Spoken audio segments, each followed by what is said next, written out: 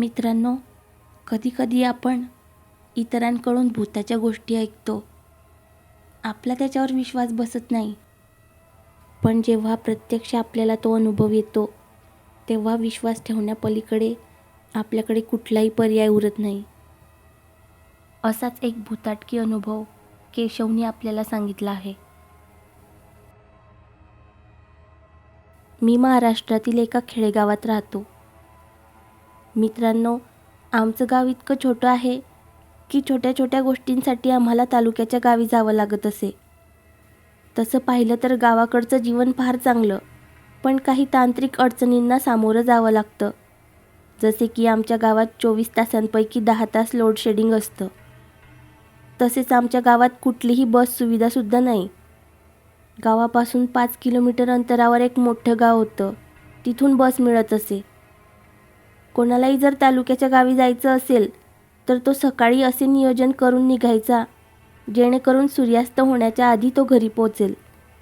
कारण bus stand ते आमचं गाव यांच्यामधील जो रस्ता होता, त्याबद्दल लोकांच्या मनामध्ये वेगवेगळ्या अफवा पसरल्या होत्या. कुणी म्हणायचं रात्रीच्या अंधारात त्या रस्त्याच्या कडेने असणारी झाडं राक्षस बनून फिरायची, तर कुणी म्हणायचं तिथे एक हाडळ फिरत असते, जी लोकांना वेगवेगळ्या रूपात दिसते आणि मग त्यांना मारून त्यांचं रक्त पिते. अर्थात या गोष्टींवर कुणी विश्वास ठेवत नसे, पण खरं तर आतून मात्र कोणालाही रिस्क घ्यायची नव्हती. म्हणून कुणीही संध्याकाळी अंधार पडल्यानंतर तिकडे फिरकत नसे. पण कोणावर कधी काय वेळ येईल काही सांगता येत नाही. आणि तशीच वेळ त्या दिवशी माझ्यावर आली होती. मी तालुक्याच्या गावी गेलो होतो. कामं आटपून लवकर घरी निघता यावं म्हणून मी सकाळी लवकर सायकलने बस स्टँडवर पोहोचलो. सायकल पार्किंगला लावून बसची वाट पाहत उभा राहिलो. तेवढ्यात मला आठवले की ज्या कामासाठी आपण जातोय ते डॉक्युमेंट्सची पिशवी तर घरीच विसरलो. मी बँकेच्या कामासाठी जात होतो आणि महत्त्वाचे डॉक्युमेंट्स घरीच विसरलो. मी लगेच तिथून सायकल घेऊन पुन्हा घरी आलो. एक क्षण मी विचार केला, काम उद्यावर ढकलायचं. पण मग वाटलं की इतकाही उशीर झालेला नाही. उगाच उद्या आणखी दुसरी काही कामं लागतील, त्यापेक्षा आजच गेलेलं बरं. म्हणून मी पुन्हा पिशवी घेऊन बस स्टँडवर गेलो. इतक्या वेळात माझ्या सकाळच्या 2 बस सुटल्या. मग दुपारच्या 12:10च्या बसने मी तालुक्यावर जायला निघालो. जवळजवळ 1 तासाने मी तेथे पोहोचलो. अर्थातच उशिरा पोहोचल्यामुळे सगळ्याच कामांना मला उशीर झाला. संध्याकाळचे 5 वाजले होते. मी स्वतःशीच म्हणालो, चला आपल्याला इतकाही काही उशीर झाला नाही. 6:45ला जी बस येते त्याने आपण आरामात पोहोचू 9 वाजेपर्यंत. असा विचार करत मी बस स्टँडवर येऊन थांबलो. तरीही त्या अंधाऱ्या रस्त्याचा विचार करून माझ्या अंगावर शहारा आला होता. मी बराच प्रयत्न केला मनातून तो विचार झटकून टाकण्याचा, पण राहून राहून ती भीती माझ्या मनात येत होती. मी घड्याळाकडे पाहिलं. 6:45 वाजून गेले होते. तरी बस अजून आली नव्हती. डेपोमध्ये चौकशी केली असता त्यांनी सांगितलं, 6:45ची बस आज येणार नाही. बसमध्ये बिघाड झाला आहे.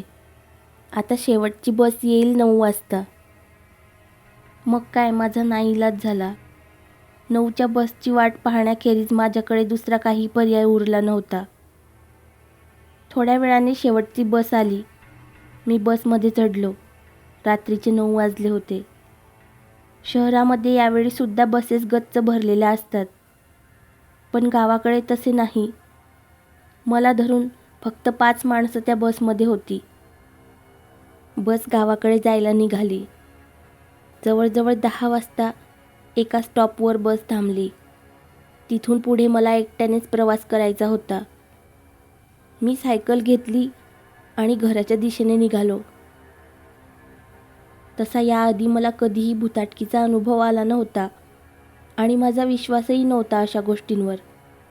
पण जेव्हा अशी वेळ येते तेव्हा आपण ऐकलेल्या गोष्टीच मनात आठवत राहतो. मी भराभरा सायकल चालवत घराच्या दिशेने निघालो. रस्त्यावर दूरवर नुसता अंधार पसरला होता. चंद्राचा तेवढा मंद प्रकाश होता आणि तो आणखीनच भयानक वाटत होता. रस्त्यानं किर्र स्मशान शांतता पसरली होती. आजूबाजूचे अवाढव्य झाडे जणू आ वासून माझ्याकडेच पाहत होते. सायकलवरून तो अंधार मागे ढकलत मी निघालो. पोटात भीतीने गोळा उठत होता. अधूनमधून झाडांच्या फांद्यांचा कडकड असा आवाज येत होता. तो झाडांचा कडकड आवाज वातावरण आणखीनच भीतीदायक बनवत होतं. मी देवाचं नाव स्मरण करत त्या ऐकलेल्या गोष्टी सगळ्या खोट्या ठराव्यात असा विचार करत चाललो होतो. निम्म्याहून अधिक अंतर मी पार केलं होतं आणि मला थोडं बरं वाटू लागलं की इतकं घाबरण्यासारखं काही कारण नव्हतं. इतके पुढे आपण आलोय आणि अभद्र असं काहीच घडलं नाही. म्हणजे कदाचित खोट्या गोष्टी असतील सगळ्या. ही आपल्याच मनातली भीती होती. पण तितक्यात मला त्या अभद्र अमानवी गोष्टीची प्रचिती झाली आणि माझी सायकल जी मी इतका वेळ झाले सहज चालवत होतो ती मला अगदी जड वाटू लागली आणि तिचा वेगही कमी झाला. पाठीमागून प्रचंड गारवा जाणवू लागला आणि मी भीतीने थरथरू लागलो. मागे वळून पाहण्याची हिंमत झाली नाही. असं म्हणतात की अशा वेळी मागे वळून पाहू नये, नाहीतर तुमचा मृत्यू निश्चित. मी भीतीने थरथरत होतो. माझ्याकडून आता सायकल पुढे जात नव्हती म्हणून मी खाली उतरून हाताने सायकल ढकलू लागलो. आता सायकलवरचा भार कमी झाला होता. तेवढ्यात मला असे जाणवले की माझ्या बाजूला कोणीतरी माझ्या पावलासोबत पाऊल टाकत माझ्यासोबत चालत आहे. मी खाली मान घालून वेगाने चालू लागलो. तसा त्या माझ्यासोबत चालणाऱ्याचा सुद्धा वेग वाढला. आता माझी हिंमत पूर्ण खचली होती आणि तेवढ्यात एका गोठलेल्या स्वरात मला कोणीतरी हाक मारली. केशव, केशव. तो आवाज ऐकला आणि माझी भीतीने गाडण उडाली. मी सायकल तशीच खाली फेकून दिली आणि मागे न वळता धावत सुटलो. समोर मला गावाची वेस दिसत होती आणि माझ्यात थोडं बळ आलं. मी वेगाने गावाकडे धावू लागलो. मी ओरडत होतो, धावत होतो आणि अचानक धाडकन माझी सायकल माझ्या समोर येऊन पडली. जणू कुणीतरी खूप द्वेषाने ती फेकली असावी. मी कसाबसा सावरलो आणि घराकडे धाव घेतली. माझी आई आणि बायको माझी वाट बघत जागी होते. मी दाराची कडी वाजवताच त्यांनी दार उघडलं. मला अशा घाबरलेल्या अवस्थेत बघून घरचे सुद्धा घाबरून गेले. पण मी जसा आलो तसा अंगावर चादर घेऊन झोपून गेलो. त्या रात्रीनंतर 2 ते 3 दिवस मी तापाने फणफणत होतो. आज त्या गोष्टीला 10 वर्ष पूर्ण झाली. पण त्यानंतर कधीही मी त्या रस्त्याने रात्रीचं कधी गेलो नाही. त्या दिवशी जो प्रकार घडला ते नेमकं काय होतं मला माहीत नाही. पण या जगात अमानवी, अभद्र असं काहीतरी नक्की आहे यावर माझा पूर्ण विश्वास बसला होता.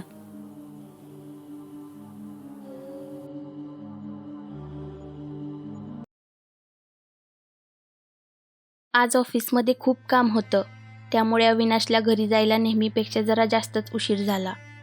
अविनाश म्हणजे एक देखणा पुरुष, वय वर्ष 38, पण अजूनही 22-25 तरुणालाही लाजवेल असं रुबाबदार रूप. अगदी क्लीन शेव, काळे बोर सिल्की केस आणि डोळे घारे. एखादी 20-22 वयाची तरुणीसुद्धा सहज त्याच्या प्रेमात पडावी अशी त्याची पर्सनॅलिटी होती. काम आटपून तो बाहेर पडणारच होता तितक्यात त्याचा फोन वाजला. गडबडीत त्याने फोन रिसीव्ह केला आणि म्हणाला, I am really sorry dear, खूप काम होतं आज. मी निघतोय लगेच, तासाभरात पोचतो. त्याचं बोलणं ऐकताच समोरून बोलणारी तरुणी म्हणाली, तुझं तर नेहमीचंच आहे, आणखी किती वेळ? सॉरी जान, मी येतोयच लवकर तुझ्याकडे. असं बोलून त्याने मोबाईल बंद करून खिशात ठेवला आणि बॅग घेऊन केबिनच्या बाहेर पडणार तितक्यात संपूर्ण ऑफिसचे लाईट्स गेले. इतर वेळी लाईट्स गेल्यावर अर्ध्या मिनिटाच्या आतच जनरेटर सुरू होतं आणि पुन्हा लाईट सुरू होतात, पण यावेळी मात्र तसं काही झालं नाही. अविनाश अगदी एकाच जागी स्तब्ध उभा होता. त्याच्या डोक्यातून घामाच्या धारा वाहू लागल्या. इतका मोठा आणि हुशार माणूस थोडा वेळ अंधार होण्याने इतका घाबरत होता? नाही, काहीतरी वेगळंच प्रकरण होतं ते. नकळत त्याची नजर हळूहळू सिलिंगकडे गेली. ऑफिसमध्ये पंखा नसतानाही तिथं त्याला पंखा दिसला आणि त्याला गळफास लावून घेतलेली एक बाई. मान खाली झुकवून ती अविनाशकडेच बघत होती. हळूहळू ती खाली उतरली. अविनाशची आता गाळण उडाली होती. भीतीने तो थरथरत होता. ती अविनाशजवळ येत होती, हळूहळू एक एक पाऊल पुढे टाकत. आणि अचानक तिने एक मोठी झेप अविनाशच्या दिशेने घेतली. तसं त्याने त्याचे दोन्ही हात त्याच्या चेहऱ्यावर ठेवले आणि त्याच्या तोंडून एक किंकाळी फुटली. तोच लाईट्स आले. त्याचा आवाज ऐकून वॉचमन पांडबा आणि सूरज धावतच त्याच्या केबिनमध्ये आले. अविनाश थरथर कापत होता. त्याचं अंग घामानं भिजलं होतं आणि डोळ्यात एक अनामिक भीती दाटली होती. साहेब, काय झालं? अविनाशची मानसिक स्थिती पाहून सूरजने विचारलं. पण अविनाश अजूनही शुद्ध हरपल्याप्रमाणे थरथरत उभा होता. सूरजने त्याच्या खांद्याला पकडून थोडं हलवून त्याला पुन्हा विचारलं. तसा अविनाश शुद्धीवर आला. वॉचमनकडे पाहत तो म्हणाला, काही नाही. पण त्याच्या आवाजातील आणि चेहऱ्यावरील भीती लपवण्यासारखी नव्हती. दोघं वॉचमन एकमेकांकडे पाहत खांदे उडवत तिथून निघून गेले. अविनाश अजूनही घाबरलेल्या स्थितीतच होता. गडबडीत त्याने केबिनचं दार बंद केलं आणि तिथून बाहेर पडला. बाहेर जोराचा पाऊस सुरू होता. सूरजने छत्री उघडली आणि अविनाशला गाडीपर्यंत सोडलं. अविनाश गाडीत बसला आणि सूरज मागे फिरला. तेव्हा पांडबा त्याला म्हणाला, साहेबांना असं अचानक काय झालं रे? यावर सूरज म्हणाला, अचानक कुठं रे? जेव्हापासून निलिमा मॅडमने सुसाईड केलंय तेव्हापासून साहेबांना असे अचानक भास होतात. त्यावर पांडबा लगेच म्हणाला, पण निलिमा मॅडमचा आणि साहेबांना असे भास होण्याचा काय संबंध? काय पांडबा, तुला काहीच माहीत नसतं. साहेबांचं आणि निलिमा मॅडमचं प्रेम होतं एकमेकांवर. ते दोघं लग्न करणार होते. पण नंतर एक दिवस ती मोनिका मॅडम आली ऑफिसमध्ये आणि साहेब तिच्या मागं लागले. निलिमा मॅडमला ते सहन झालं नाही आणि त्यांनी आत्महत्या केली. आणि मी तर ऐकलंय की तेव्हा त्यांना दिवस गेले होते. मग काय करणार बिचारी, सहन नाही झालं तिला. अविनाश आपल्या नेहमीच्या वेगात गाडी चालवत होता. पावसाचे मोठे मोठे थेंब तडतड करत गाडीवर आपटत होते. काचेवरचं पाणी बाजूला करायला वायपर सतत इकडून तिकडे फिरत होतं. रस्ता अगदी निर्मनुष्य सुनसान होता. आणि अशातच एक कडाक्याची वीज चमकली आणि समोरच्या आरशात त्याला तिचा चेहरा दिसला आणि अविनाशचं अवसान गळालं. त्याच्या हातापायाला मुंग्या आल्या. ती मागच्या सीटवर बसली होती. तो थरथरत्या आवाजात म्हणाला, कशाला आलीस तू इथे? का लागलीस माझ्या मागे? यावरती मोठमोठ्याने हसली. त्याला तूच जबाबदार आहेस. बघ माझ्याकडे, तुझं मूल पोटात वाढतंय माझ्या. तेच मी द्यायला आली आहे तुला. असं म्हणत तिने एक धारदार चाकू काढला आणि तिच्या पोटावर धरला. अविनाश आता पुरता घाबरला होता. तो तिला म्हणाला, काय करतेस तू निलिमा? नाही, थांब निलिमा, थांब. तो बोलतच होता तितक्यात तिने सपकन पोटावर चाकू फिरवला आणि एक रक्ताची चिरकांडी गाडीच्या काचांवर उडाली आणि अविनाशचा गाडीवरचा ताबा सुटला. गाडी एका झाडावर जाऊन धडकली. दुसऱ्या दिवशी जेव्हा त्याला जाग आली तेव्हा तो हॉस्पिटलमध्ये होता. समोर मोनिका बसली होती. त्याला फारसं लागलं नव्हतं, पण त्याला फार अशक्तपणा वाटत होता. मोनिका त्याला म्हणाली, तुला बरं वाटतंय का? कसं काय झालं असं अचानक? अशी सगळी ती त्याची विचारपूस करत होती. पण त्याचं तिच्या बोलण्याकडे लक्षच नव्हतं. तो एकटक तिच्याकडे पाहत राहिला आणि जुन्या विचारांत हरवून गेला. त्याला तो दिवस आठवला ज्या दिवशी मोनिकाचा पहिलाच दिवस होता ऑफिसमध्ये. तिला पाहता क्षणी तो हरवून गेला होता. तोच काय, सगळ्या स्टाफला तिच्या सौंदर्याची भुरळ पडली. आणि त्याच दिवशी जे कधी न झालं ते घडलं. अविनाश आणि निलिमाचं भांडण झालं. तो उगाचच तिच्यावर वैतागला होता. तिला तर कळतच नव्हतं की हा असा का वागतोय. आणि त्या दिवसापासून त्यांच्या नात्याला तडा गेली ते कायमचंच तुटण्यासाठी. हळूहळू अविनाश मोनिकाच्या जवळ जाऊ लागला आणि निलिमापासून दूर. मोनिकासुद्धा अविनाशकडे आकर्षित झाली होती. तो देखणा तर होताच, शिवाय अपार श्रीमंती. मग आयत्या चालून आलेल्या संधीला तीसुद्धा कशाला सोडणार होती. आणि एक दिवस अविनाशने निलिमाला सगळं खरं खरं सांगितलं. आणि त्याचं मोनिकावर प्रेम आहे, तू माझ्या आयुष्यातून निघून जा, असं तो तिला म्हणाला. निलिमाने तिला दिवस गेले असल्याचं सांगितलं, पण त्याने तिचं एकही ऐकलं नाही. ती खूप गयावया करू लागली. मला असं सोडू नको म्हणून विनंती करू लागली, पण त्याला जराही पाजर फुटली नव्हती. या सगळ्या विचारांत तो हरवला असताना अचानक त्याला असं जाणवलं की आजूबाजूला सगळीकडे अंधार पसरला आहे. आजूबाजूला असलेली वर्दळ अचानक नाहीशी झाली आणि त्याच्यासमोर फक्त मोनिका बसली आहे. पण हे काय? ती गरोदर असल्यासारखी दिसते. त्याने तिच्या पोटाकडे पाहिलं आणि पुन्हा तिच्या चेहऱ्याकडे. ती मोनिका नव्हतीच, निलिमा होती आणि तिच्या चेहऱ्यावर तेच भयावह हसू होतं. अविनाशचा पुन्हा स्वतःवरील ताबा सुटला.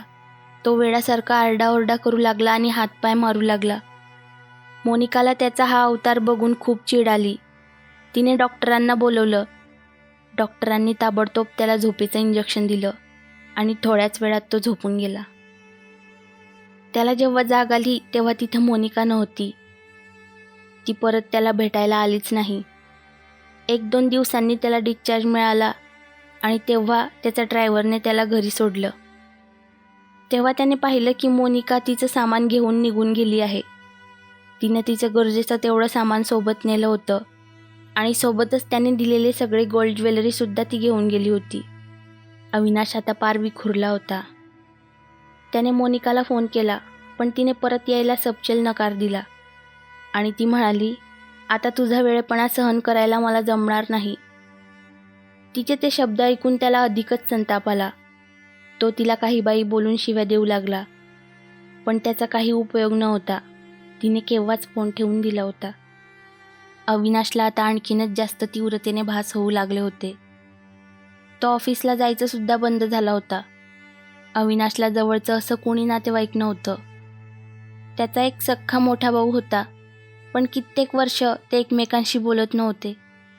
त्याला जेव्हा अविनाशच्या अशा अवस्थेबद्दल समजलं तेव्हा तो त्याला दिल्लीला घेऊन गेला आणि तिथल्या मेंटल केअर सेंटरमध्ये भरती केलं.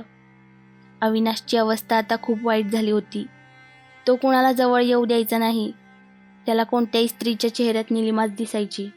हॉस्पिटलमध्ये त्याला एका वेगळ्या स्वतंत्र खोलीत ठेवण्यात आलं होतं. तिथे कुठल्याही लेडी डॉक्टर किंवा नर्सला पाठवत नसत. एक दिवशी रात्री सगळे झोपले असताना अविनाशच्या खोलीतून मोठ्या मोठ्याने किंचाळण्याचा आवाज येऊ लागला. अविनाश शांतपणे झोपला होता. त्याला औषधच तशी दिली जायची की जेणेकरून तो गाढ झोपू शकेल आणि त्याला असे भास होणार नाहीत.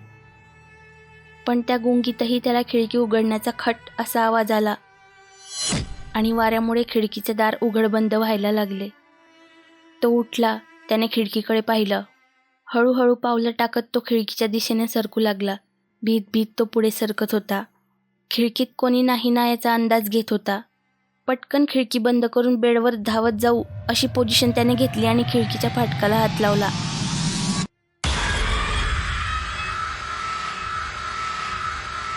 तितक्यात एका क्षणात खिडकीत ती प्रकट झाली आणि अविनाशच्या तोंडून किंकाळी फुटली. तो त्या खोलीत बेभान होऊन इकडून तिकडे धावू लागला. त्याच्या आवाजाने डॉक्टर व कंपाऊंडर सगळे जमा झाले होते. त्यांनी कसे तरी अविनाशला शांत केले, पण त्याच्या चेहऱ्यावरील आणि छातीवरील रक्त बघून ते हैराण झाले. त्याच्या चेहऱ्यावर आणि छातीवर नखांनी ओरबाडलेलं होतं. त्याचं देखणं रूप त्याच्या वेडेपणामुळे तर केव्हाच नजरेआड झालं होतं, पण आता तो आणखीनच विचित्र आणि विद्रूप दिसू लागला. दुसऱ्या दिवशी डॉक्टरांनी अविनाशच्या भावाला फोन केला आणि त्यांना बोलावून घेतले. त्याच दिवशी हॉस्पिटलच्या गेटसमोर एक गाडी थांबली. त्यातून एक मुलगी उतरली. तिने रिसेप्शनवर अविनाशचं नाव सांगितलं आणि भेटायची परमिशन काढली. तेव्हा ती मुलगी म्हणाली की आम्ही तुम्हाला आत तर नाही जाऊ देणार, पण तुम्ही बाहेरून पाहू शकता. ती मुलगी म्हणाली ठीक आहे आणि ती अविनाशच्या रूमकडे जाऊ लागली. अविनाशला ज्या रूममध्ये ठेवलं होतं त्या खोलीचं दार लोखंडी होतं, कैद्यांना ठेवतात तसं. रूमच्या मधोमध एक पलंग होता, बाकी दुसरं काहीही नव्हतं. तिने खोलीत एक नजर फिरवली. अविनाश एका कोपऱ्यात कानावर हात ठेवून बसला होता. मान खाली होती आणि एका लयीत तो एकच वाक्य बोलत होता, निलिमा मला माफ कर, मला मारू नको. निलिमा मला माफ कर, मला मारू नको. तितक्यात अविनाशचा भाऊ तिथे डॉक्टरांसोबत पोहोचला. त्याने त्या मुलीकडे पाहिलं. त्याला तिचा चेहरा ओळखीचा वाटला आणि तिच्या हातात 1 वर्षाचं बाळ होतं. तो तिच्याकडे टक लावून बघतच राहिला. तेव्हा ती मुलगी म्हणाली, हो, मी जिवंत आहे. निलिमा जिवंत आहे. यावर तो म्हणाला, पण तू तर. त्याचं वाक्य पूर्ण व्हायच्या आतच ती म्हणाली, हो, मीच माझ्या मित्रमैत्रिणींच्या मदतीने ही अफवा पसरवली होती की मी पंख्याला गळफास लावून आत्महत्या केली. आणि मला माहीत होतं त्यावेळी कुणी माझ्या अंत्ययात्रेला जाण्याचा विचारही करणार नाही, कारण माझं मूळ गाव कुणालाही माहीत नव्हतं. माझे आईवडील गावी राहायचे. त्यांनी मला शिकवलं आणि शहरात पाठवलं. पण अविनाशने माझ्यासोबत असा खेळ खेळला. मी अबॉर्शन करायचं सुद्धा ठरवलं होतं, पण तेव्हा खूप उशीर झाला होता. माझी बदनामी होऊ नये म्हणून मीच तशी बातमी पसरवली आणि दिल्लीला येऊन नवीन जॉब शोधला. त्यानंतर मी सगळं विसरून जाऊन नवीन आयुष्य सुरू करायचं ठरवलं. मध्ये एकदा मला अविनाशबद्दल माझ्या मैत्रिणीकडून समजलं होतं की त्याला कसले तरी भास होतात, त्याची मेंटल हेल्थ स्थिर नाही. तेव्हा वाटलं धावत जावं त्याच्याकडे आणि सांभाळावं त्याला आधार द्यावा. पण मी स्वतःला थांबवलं. ज्याने माझ्या पोटात वाढणाऱ्या जीवाचीही चिंता केली नाही, त्याची पर्वा मी का करू? आणि आता बघा, नियती त्याला शेवटी माझ्याचकडे घेऊन आली. यावर अविनाशचा भाऊ तिला म्हणाला, मी तुझं दुःख समजू तर शकत नाही, पण मला जाणीव आहे. पण आता तू प्लीज त्याला माफ करशील का? तूच त्याला बरं करू शकते, खात्री आहे मला. शेवटी तुम्ही किती वर्ष एकत्र होतात. तुझं प्रेम होतं अविनाशवर, तू त्याला स्वीकारशील का? यावर ती म्हणाली, कोण हा माणूस? याला नाही ओळखत मी. माझं ज्या अविनाशवर प्रेम होतं तो एक देखणा आणि रुबाबदार पुरुष होता. आणि एवढं बोलून ती तिथून निघून गेली.